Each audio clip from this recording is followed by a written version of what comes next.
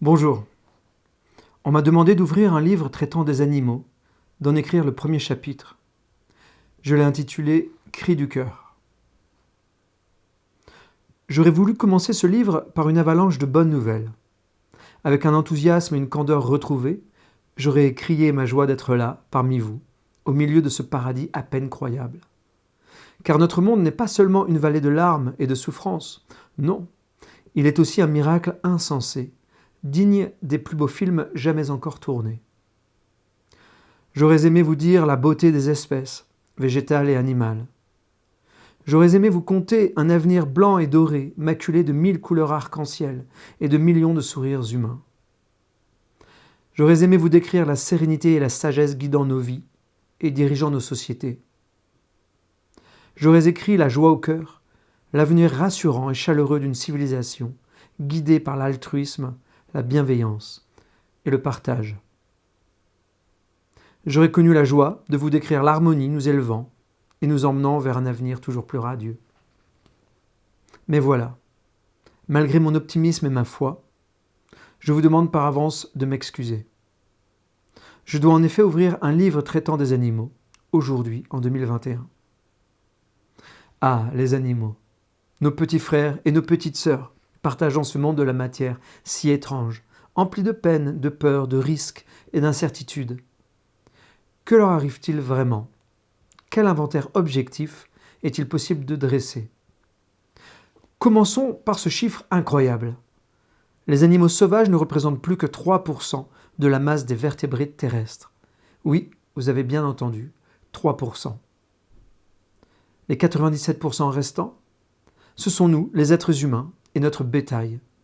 En réalité, 65% de la masse des vertébrés terrestres sont tous ces animaux nés et élevés pour être tués, c'est-à-dire les veaux, massacrés à la chaîne pour récupérer le lait de leur mère afin de produire notre fromage et tous nos autres produits laitiers, les vaches, les poules, les canards, les dindes, les cochons, les lapins, les moutons, les chèvres, les dromadaires pour leur viande, leur peau, leur laine, leurs plumes, leurs œufs, etc. Cela représente très peu d'espèces en vérité, si peu.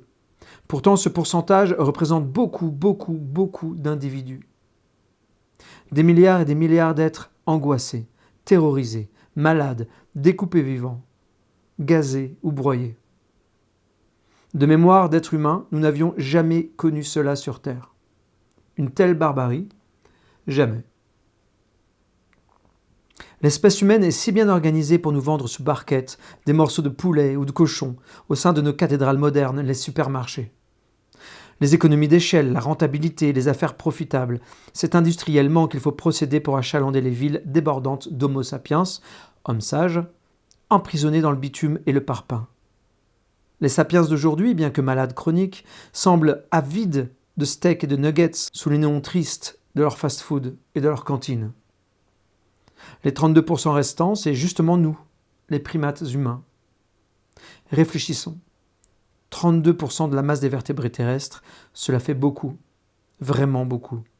Quelle belle nouvelle pour la Terre et les autres animaux. Nous sommes arrivés sur cette planète, nous les êtres humains, et avons dit « Dégagez tous, tout est à nous ». Nous faisons pousser nos villes, nos champs, nos routes, nos usines, nos industries, nos hangars à bestiaux.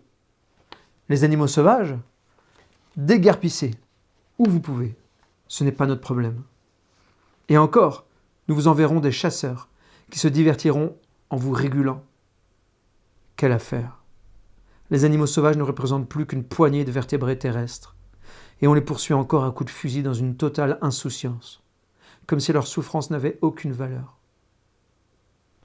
Pour qui se prend-on ?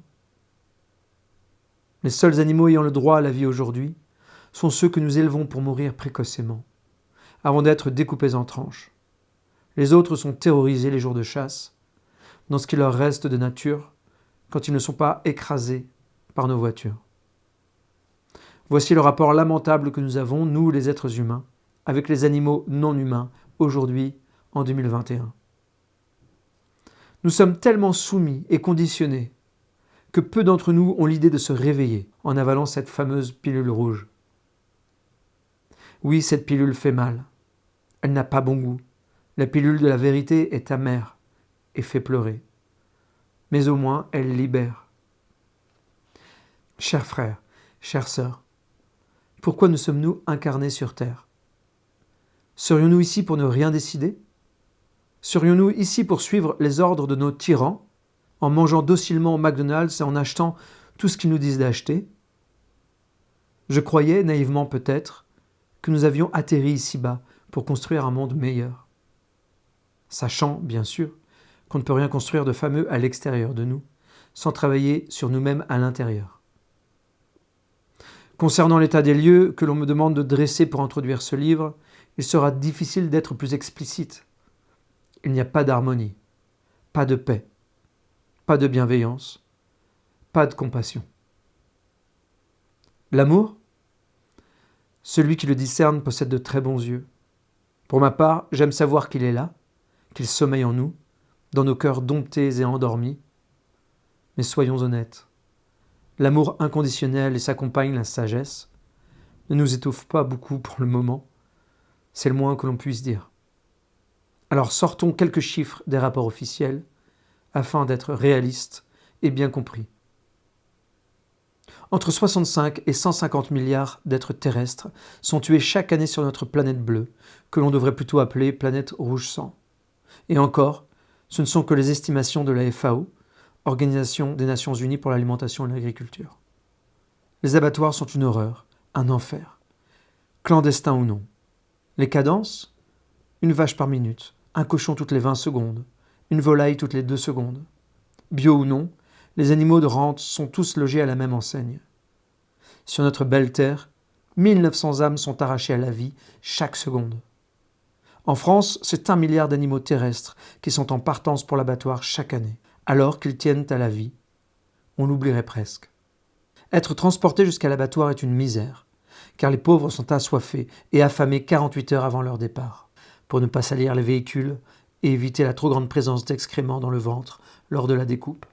Ils sont entassés sans scrupule dans les camions ou les bateaux, parcourant des kilomètres, parfois des jours et des semaines durant. Mais l'abattoir n'est pas le seul problème. Pour nourrir tous ces êtres humains friands de chair morte que nous sommes, nous voilà obligés de recourir à l'élevage intensif. Il n'est pas question de faire autrement, c'est mathématique. La réalité? 99% des lapins sont élevés en batterie. 95% des cochons croupissent sur de fétides caillebotis. Pour les poulets, plus de 80% d'entre eux vivent enfermés, sous la lumière des néons blancs. Ces mêmes soleils artificiels que ceux qui nous éclairent dans nos supermarchés. Nous ne saurions faire autrement, car notre appétit est insatiable et nos espaces terrestres limités. Nous n'avons plus assez de terrain libre. Oui, nous en sommes là. À moins que... Ah oui, il reste l'Amazonie. De la terre vierge pour notre viande. Sur cette planète que nous devrions appeler planète steak, nous déforestons à tour de bras pour faire pousser du soja transgénique ou de l'huile de palme, tout en expulsant les populations indigènes. Nous rasons actuellement l'un des plus grands poumons de la Terre. Quelle est la destination de ce soja mortifère? L'Australie, l'Europe, les États-Unis. Pour quelle raison est-il acheté? Pour nourrir nos bêtes enfermées dans les hangars de la honte. Voilà, la boucle est bouclée. Nous négligeons notre planète, nous négligeons les animaux, nous négligeons notre santé. Qui y gagne là-dedans? On aimerait bien le savoir. Puisque nous parlons des poumons de la planète, parlons du plus important d'entre eux, l'océan. Évoquons-le tant qu'il est vivant, car il est en train de mourir.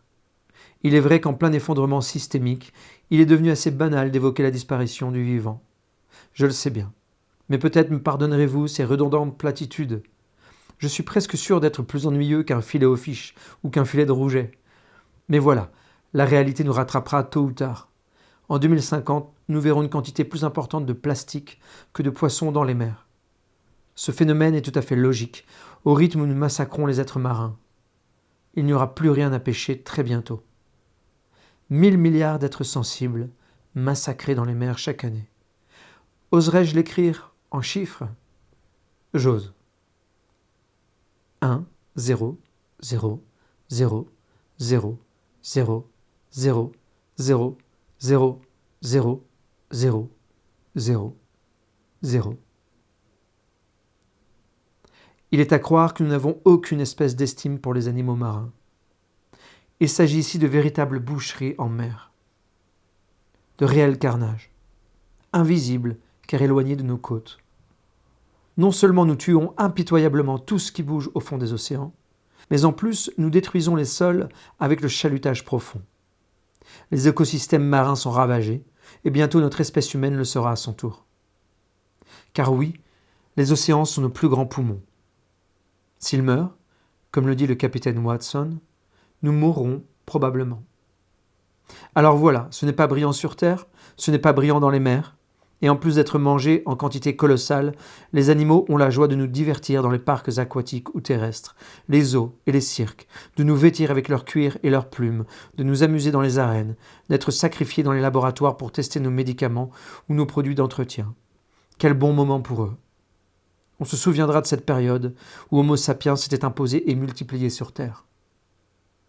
Comment ne pas éprouver de honte ?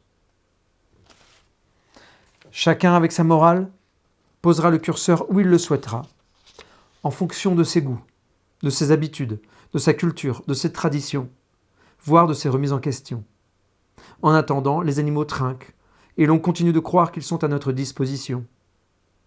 Cependant, au milieu de ce grand gâchis, il y a une bonne nouvelle, et je me réjouis de vous l'annoncer. La nature est en train de nous rappeler à l'ordre, car la vie est notre maître à toutes et à tous. Un maître bienveillant, mais sans aucune tolérance, sans pitié non plus. Elle nous éduque à coups de causes et de conséquences. Or, les conséquences de nos incuries et de nos appétits indomptables ne se feront pas attendre. Nous avons pollué nos nappes phréatiques et nos rivières. 50% des eaux souterraines sont empoisonnées à cause de nos élevages. Nous avons littéralement tué un grand nombre de nos sols, monoculture intensive et usage de pesticides. Le climat se réchauffe, entre 14,5 et 20% des gaz à effet de serre sont émis à cause de l'élevage. Aussi, si nous ne réagissons pas, la vie nous apprendra à le faire, et plus vite qu'on ne l'imagine. Évidemment, encore à l'abri derrière les vitrines ensoleillées de nos grands magasins Apple, Microsoft ou Google, planqués au milieu des rayons multicolores des Leclerc, Carrefour ou Auchan, nous ne percevons pas l'ampleur du mal-être qui règne sur notre planète. Les humains pourtant sont mal engagés. Les animaux le sont tout autant et la biodiversité s'effondre. Souvenons-nous de ce rapport hallucinant au sujet de la disparition des espèces sauvages. 60% des populations d'animaux ont disparu en seulement 40 ans. Ces quelques décennies n'équivalent peut-être qu'au millionième d'un claquement de doigts, si toute l'évolution sur Terre est représentée par une année. Aucun commentaire ne sera assez fort pour souligner la puissance de destruction extraordinaire que nous avons aujourd'hui. Nos enfants ne verront probablement plus de rhinocéros, d'éléphants, de tigres et tant d'autres espèces, minuscules ou gigantesques, dans les mers et sur les terres. Les abeilles disparaissent elles aussi, ainsi que de nombreux insectes, à cause de l'aberration de notre système agricole. Rappelons au passage que les produits utilisés en agriculture conventionnelle sont une véritable guerre déclarée aux vivants. Ce n'est pas étonnant quand l'on sait que Monsanto a débuté sa production d'herbicides et d'insecticides au lendemain de la Seconde Guerre mondiale en 1945. Plusieurs autres entreprises chimiques, notamment Dow Chemical, fournissent des désherbants contenant des dioxines, dont l'agent orange, qui était destiné à l'armée des États-Unis lors de la guerre du Vietnam. Plus d'insectes pollinisateurs alors ? Nous allons tomber de haut. En effet, comment produirons-nous nos fruits et nos légumes ? N'oublions pas les grandes alliances entre le règne animal et le règne végétal. C'est grâce à elles que nous sommes là. Qui dit disparition d'insectes, dit aussi destruction de toute la chaîne alimentaire. Oiseaux, petits mammifères, etc. Revenons pour terminer à quelques chiffres qu'il serait bon de faire apprendre par cœur dans toutes les écoles de l'humanité. Pour obtenir 1 kg de protéines carnées, nous avons besoin de 7 900 litres d'eau. Pour 1 kg de protéines végétales, il en faut 4 650. Le calcul est vite fait si nous pensons à l'échelle planétaire. Le gaspillage de l'eau pour produire de la viande est gigantesque au vu des milliards de tonnes de nourriture produites chaque année. Arroser nos plantes comestibles, nos fruits, nos légumes pour une consommation humaine directement serait tellement plus logique. La même logique devrait également nous guider concernant l'utilisation de nos sols. Si nous importons ce soja transgénique du Brésil, d'Argentine ou du Paraguay, ce n'est pas un hasard. Nous n'avons plus assez d'espace pour cultiver tout ce que les animaux entassés doivent avaler en attendant l'abattoir. En vérité, 70% de nos surfaces agricoles sont mobilisées pour l'élevage, pâturage et forage compris, ce qui équivaut à 1/3 des terres émergées de notre globe. Rappelons aussi cette fameuse comparaison.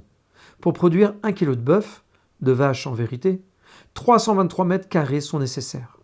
Pour produire 1 kg de légumes, il n'en faut que 6. Avons-nous oublié que 10 000 m² de terre peuvent nourrir 50 végétaliens et seulement 2 carnistes? Remémorons-nous aussi cette expérience de pensée. 25 milliards d'êtres humains pourraient être nourris en passant au tout végétal. Car produire de la viande est une perte gigantesque en termes de ressources, une aberration écologique et économique. 7 à 16 kilos de céréales sont en effet nécessaires pour produire 1 kilo de viande. Alors pourquoi hésiter encore? Nous ne pouvons plus glisser ces chiffres sous le tapis. Faire pousser directement nos végétaux en permaculture ou avec toute autre technique respectueuse des sols et du vivant serait bien plus efficace pour arrêter le massacre des animaux, cesser la destruction du vivant, stopper une grande partie des dégradations écologiques et nourrir tous les êtres humains de façon digne et autonome. Être responsable politiquement aujourd'hui n'imposerait-il pas de laisser les animaux en paix, tout en passant urgemment au végétal? Si les lobbies ne conduisaient pas notre monde, si notre système n'était pas celui de la recherche du profit individuel à tout prix, nous mettrions les véritables problèmes sur la table et prendrions les bonnes décisions. Et quand bien même, si la compassion pour les animaux n'intéresse pas la majorité d'entre nous, faut-il rappeler que nous parlons ici de notre propre survie? Notre planète est actuellement utilisée pour produire du lait et des steaks. C'est dommage, car cela ressemble à un suicide. Rappelons que nous sommes aujourd'hui plus de 7 milliards d'êtres humains sur cette petite planète et que l'ONU prévoit que nous atteignions les 10 milliards en 2050. 80 pays manquent d'eau aujourd'hui. Une personne sur 5 n'a pas accès à l'eau potable. 900 millions d'êtres humains souffrent de la faim dans le monde et la malnutrition provoque la mort de 3,1 millions d'enfants de moins de 5 ans chaque année. Notre rapport avec les animaux est le reflet de notre rapport avec nous-mêmes. Si nous les massacrons pour nos plaisirs futiles et passagers, nous serons massacrés à notre tour, comme des mouches. D'ailleurs, cela a commencé depuis quelques décennies. De réelles pandémies, bien plus impressionnantes que celle de la Covid-19, nous emmènent droit vers la peur, la souffrance et la déchéance. Je veux parler des cancers, des maladies cardiovasculaires, des diabètes, des obésités pullulantes à présent. Voilà notre monde. Après tout, nous le savions, nous sommes ce que nous mangeons. Nous sommes donc la maladie, la souffrance et la tristesse aujourd'hui. La colère et les conflits ne cesseront pas de sitôt. Citons à ce propos l'admirable humaniste Léon Tolstoï. Tant qu'il y aura des abattoirs, il y aura des champs de bataille. Ce ne peut être plus clair. Les bouddhistes avaient raison finalement. La compassion libère. Le bonheur des autres fait le mien. Tout est si bien relié. La souffrance d'autrui construit mon malheur, mon indifférence pave mon enfer.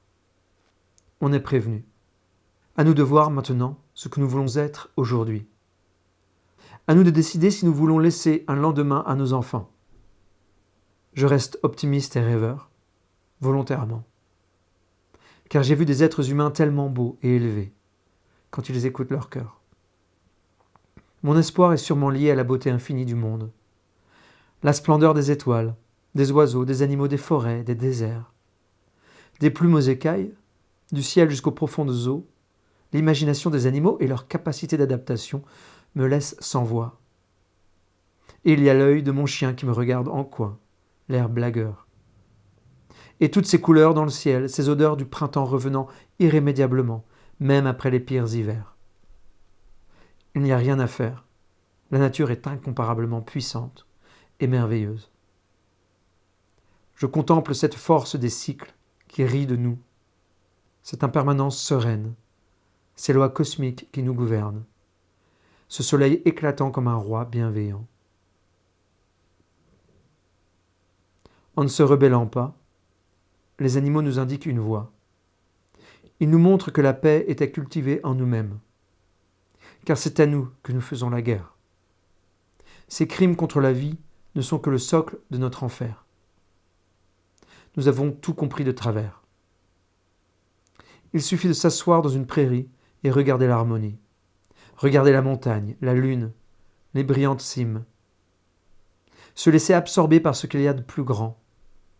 Les animaux sont tellement beaux, tellement inspirants. Ils ont tant de choses à nous apprendre. À nous de les observer, de les admirer, de les respecter, de les aimer. Alors aimons. Ne perdons plus notre temps à ne pas aimer. Une nouvelle ère arrive, si le cœur nous en dit. Celle de la connaissance universelle, celle du collectif et de l'amour. L'amour ? Oui, cet état de conscience nous élevant toutes et tous vers des sphères aussi hautes que les nuages, et même plus encore. De là-haut, on ne pense plus à mal. L'égoïsme et le jugement sont oubliés. Nous voyons que tout est uni, et qu'il faut maintenant protéger l'harmonie. Alors, que dire finalement ? Grimpons, maintenant.